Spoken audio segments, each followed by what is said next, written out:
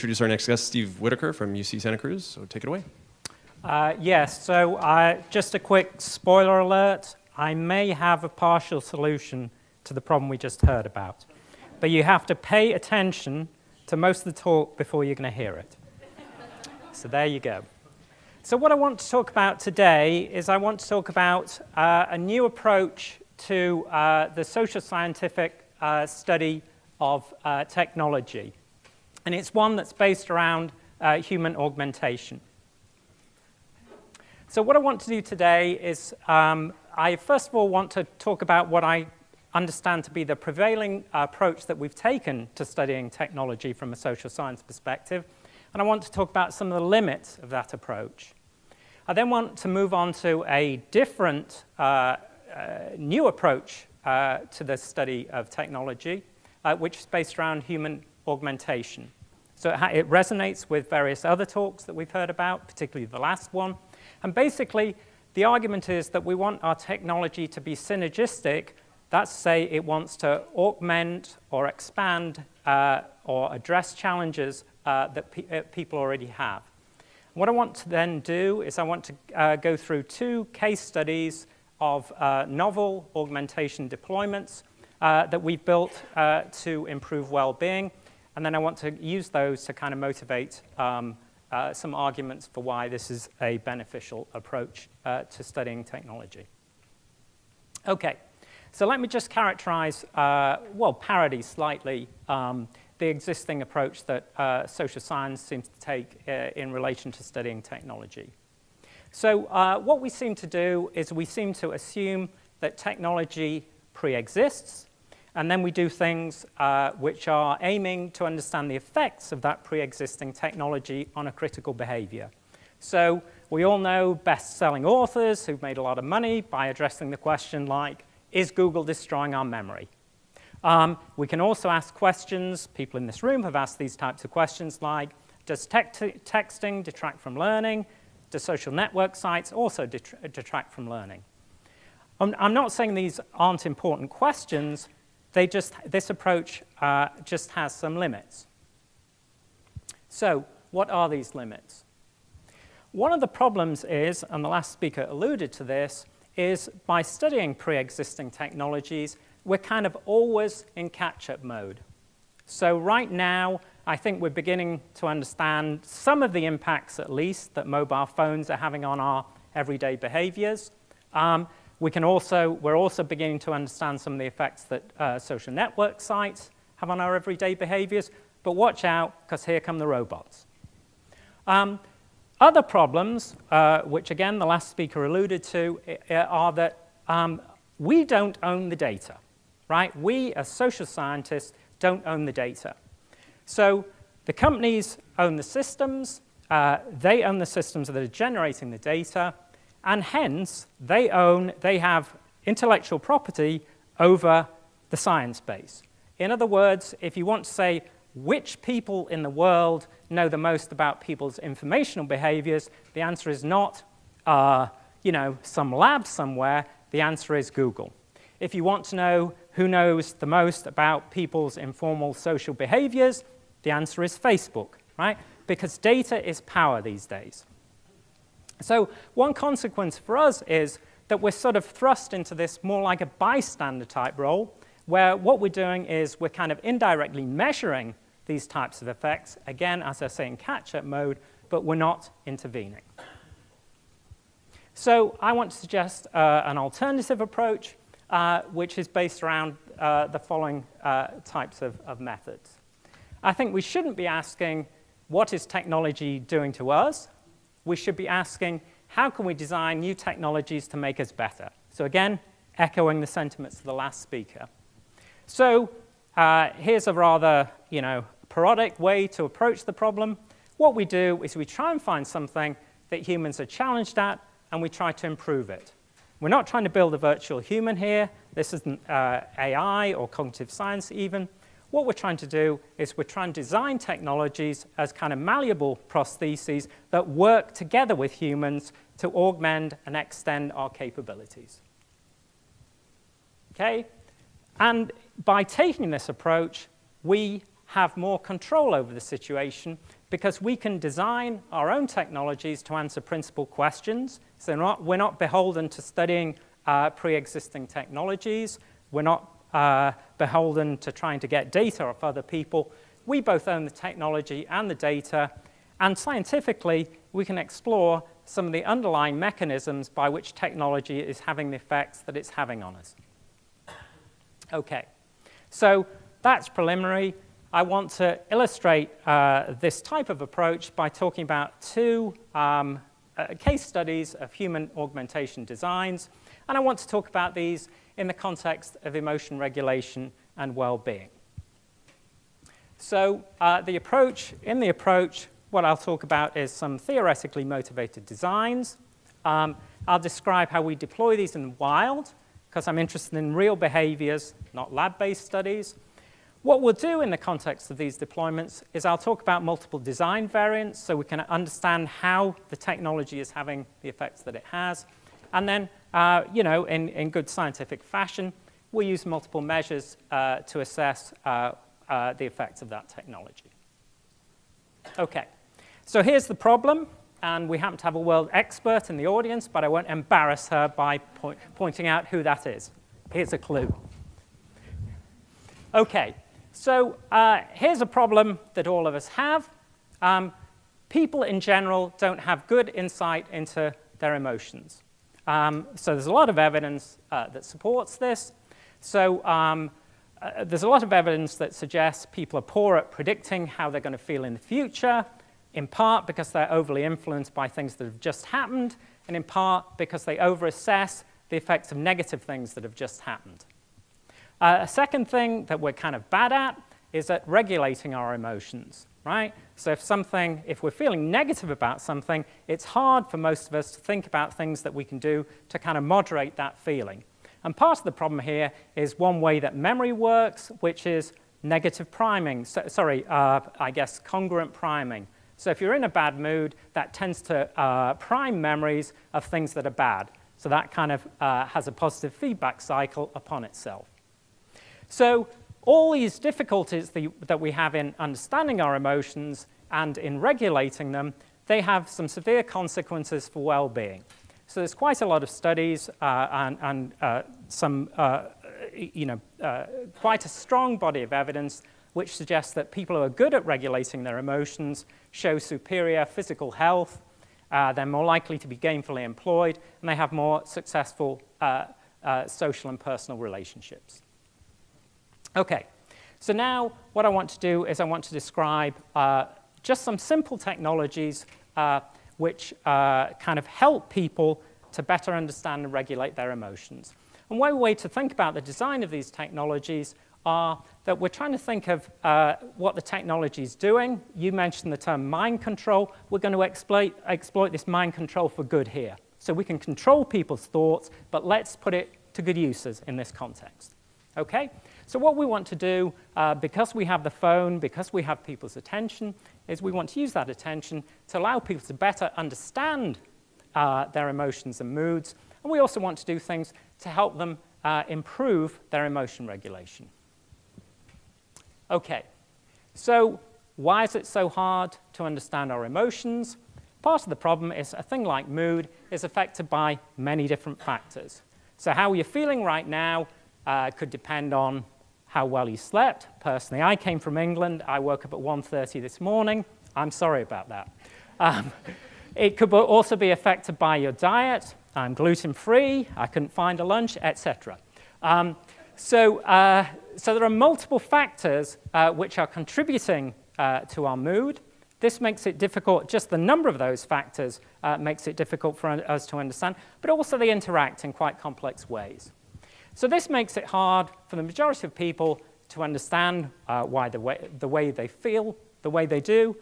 So in turn, this makes it difficult for people to actually regulate their emotions. If you can't understand, if you don't have insight, it's hard to address or take remedial action. So I want to describe our system here, which has two independent components. The first is a diagnostic component. This is to help people better understand the relationship between their activities and their moods. And the second component is a way that we can help people improve their moods.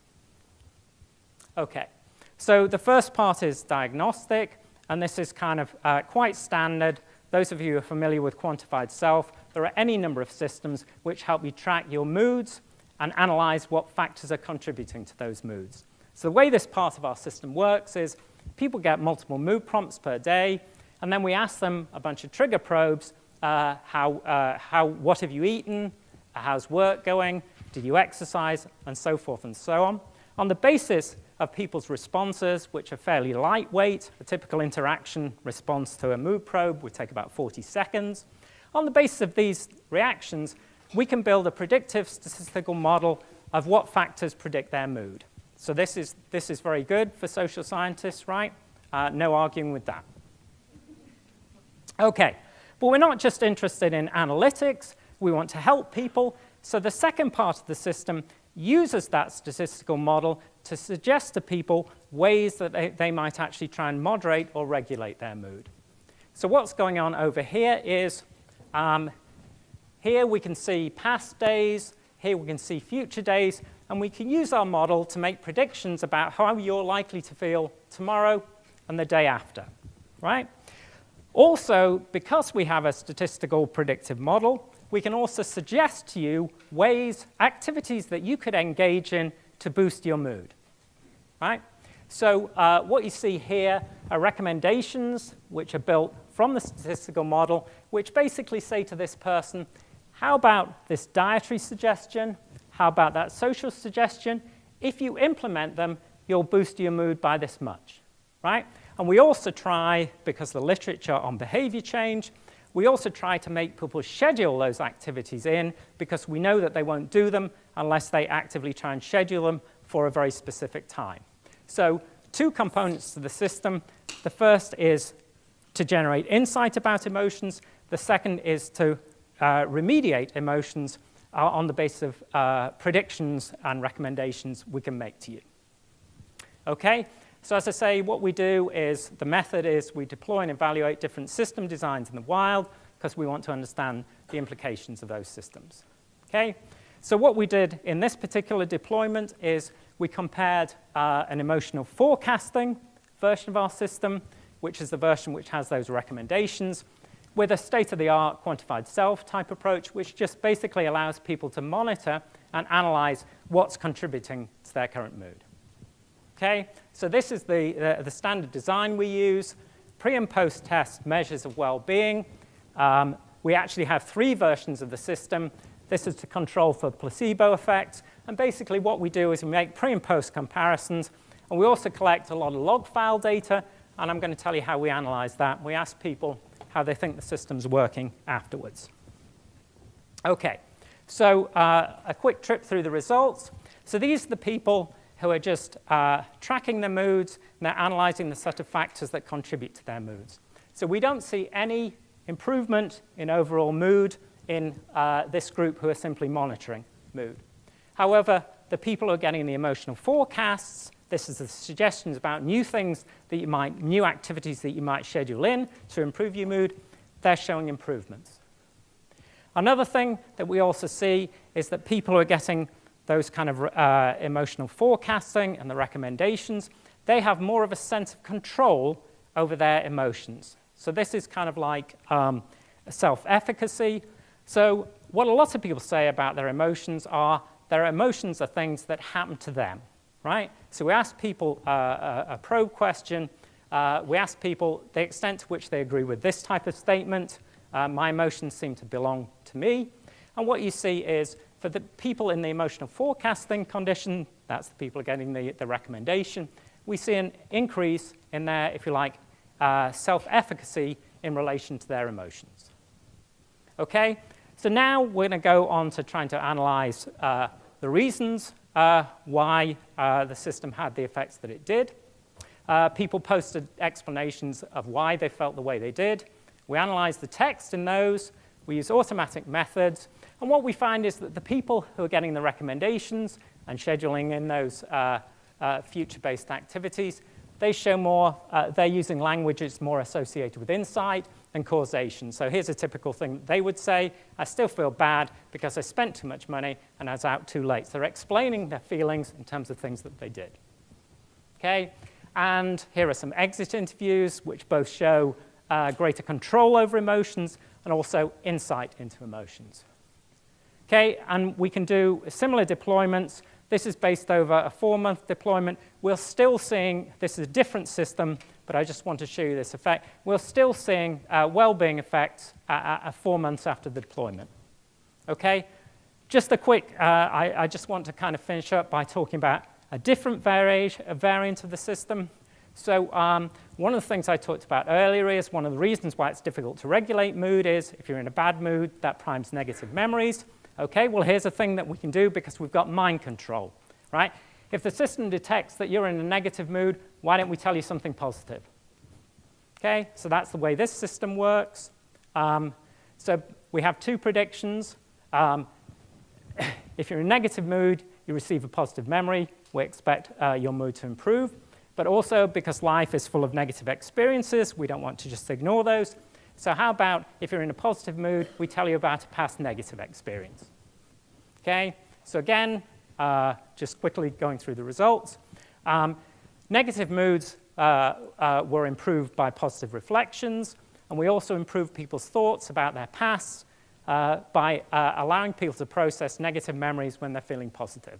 Okay, so we're doing mind control again, and we're adjusting to people's situation.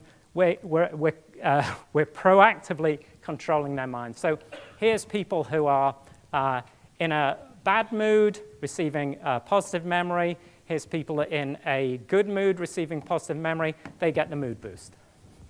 Okay? So this people say things like, I would be in a bad mood, I'd be stressed at work, and you guys would surface something up that was a bright spot for me. Okay? So I'm just going to go through these relatively quickly, but what we see is, in terms of people talking about negative past memories, if they're in a good mood, we can increase the positivity with which they experience that negative past memory. These are called redemption narratives. I was able to look back at some of the memories and see that I'd gotten past it, etc. Okay, so now the solution, or partial solution to your problem. I'm not going to talk about this one. I'm just going to talk about this one. This is a very simple application that tracks your use of time. Right? So what it does is, for the last 30 minutes, it says you've spent this proportion of your time in this application, this proportion of your time in this application, this proportion of your time in this application, etc. Right? That's an undismissible app that we put not on your phone, unfortunately, but on your laptop. Right? And so we look at the effects of providing people with that type of information, and the answer is that they decrease their use of Facebook by 23%. Right? So we're not doing persuasive technology, we're just doing reflective technology. Okay, so just to sum up, I've talked about the limits of the black box approach to studying technology, and I've advocated human augmentation. And I've talked about 2 system deployments that I will argue have demonstrated improved well-being.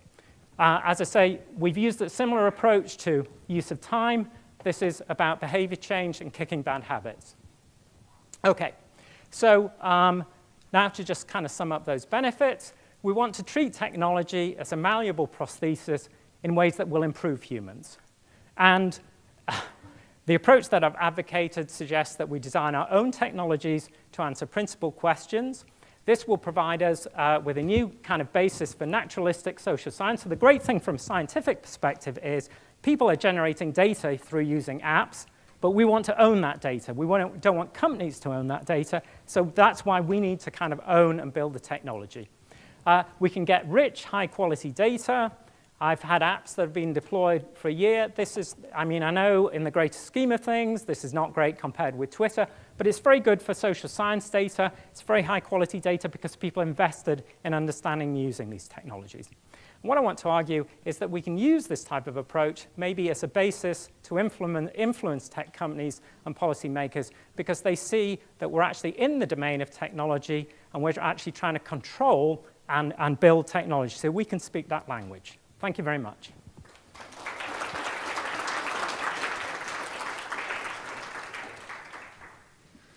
So I've heard people say that when machines can read their emotions and get to know them better than they know themselves, and maybe even forecast what they're going to do, they feel a lack of a sense of agency. And it looks like here people had an increased sense of agency, but I'm wondering if you had any kinds of comments along those lines from people. Yes, people do. So basically, as I say, part of the problem we experience as people is that's a very complex relationship between how we feel and the experiences that we've had. And also there are clearly kind of differences between all of us.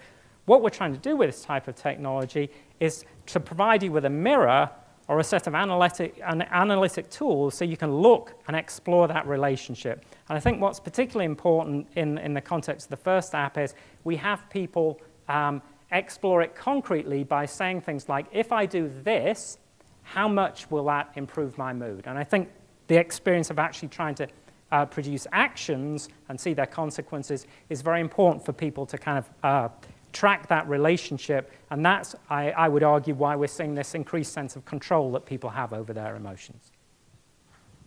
So thinking about your first system, does it only suggest sort of positive things that people can do to raise their moods, or can it also suggest, stop using Facebook or whatever? So sort of thinking about integrating the first and the second system. So at the moment, we just do positive recommendations, but as you will have seen with the second system, we're trying to, there is quite a lot of evidence that people need to process negative past experiences, so we're not kind of finessing them out of people's lives, but what we say is we want to present them in context. So again, what we're doing here is some of the same dynamics as we heard about from the last speaker. We're trying to kind of, about attention and compulsion, we're trying to actually design those in as positive design features. Thank you.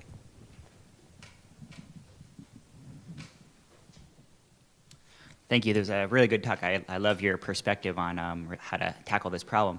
I had one question about how specific the interventions and suggestions are in that first one you discussed. Like, does it just show a picture of food, or does it say, go eat this kind of meal at this kind of place? And then finally, based on your last point there, too, of like how to actually influence tech companies, do you see your type of technology being integrated into something like Facebook, or do you more just want to like give them the ideas that we should be making these sort of interventions? Okay. So let's talk about, so the first one is actually quite a hard question, how to make compelling recommendations to people about things that they should do. And one of the problems that we ran into with preliminary versions of the system was that we were telling people things that they thought were very obvious, right? So if I said to you, you're not feeling too good at the moment, why don't you go and have coffee with a friend? Then people would say about that version of the system, that's that's not a very informative recommendation.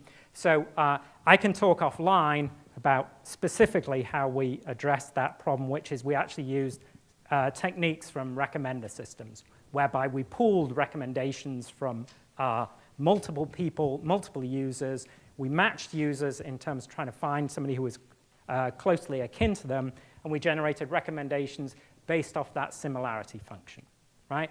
So it's quite complex, but as I say, the first try at that didn't work particularly effectively. The second question.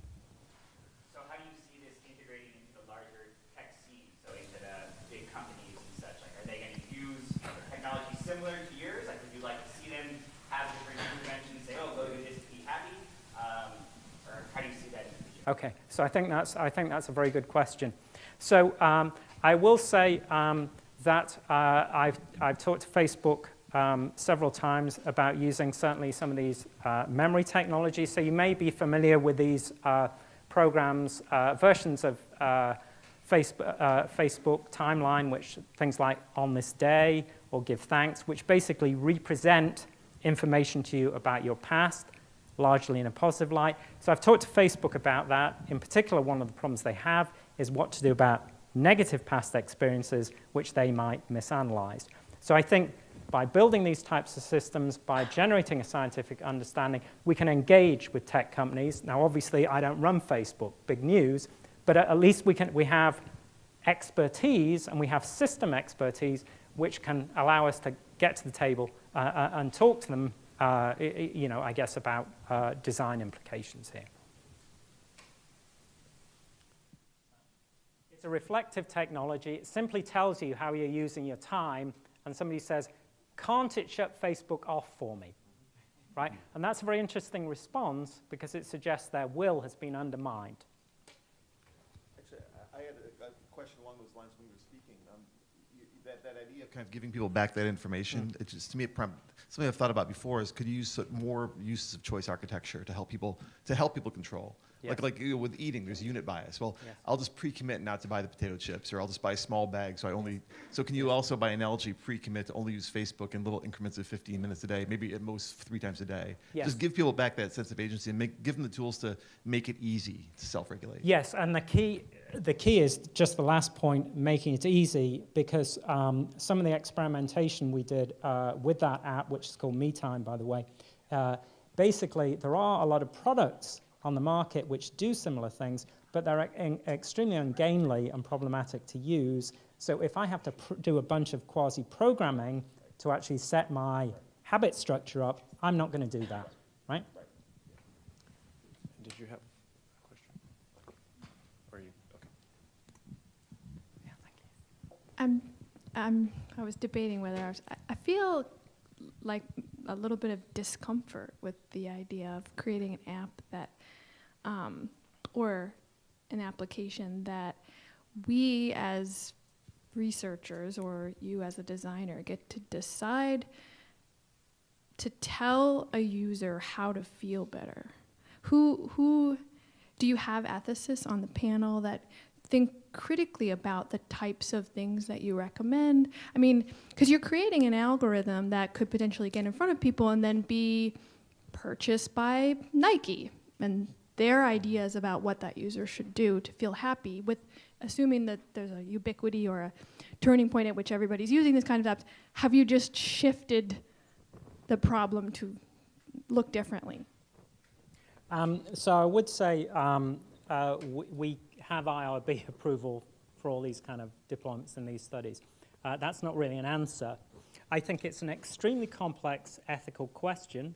So we are using standard kind of well-being metrics, which would be used in other types of research. So you could do other types of interventions, and those would be the standard tests of well-being that would be used.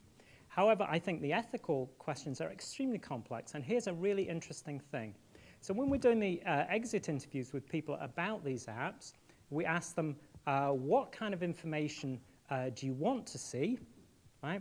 And what we find in the habit-breaking app is, in general, people learn much better from failure experiences. So if I'm trying to give up smoking, it's far better for me to see instances of where I went out to the pub and I had 8 cigarettes because I got a bit drunk, and for me to experience subsequent regret for that experience than me looking at what I did well on days of abstinence, right? So we know that empirically, that the people who dropped the smoking habit were the ones who had more dire experiences of failure. However, if you ask people what they want to see, they say the opposite. So I think it's an extremely complex problem.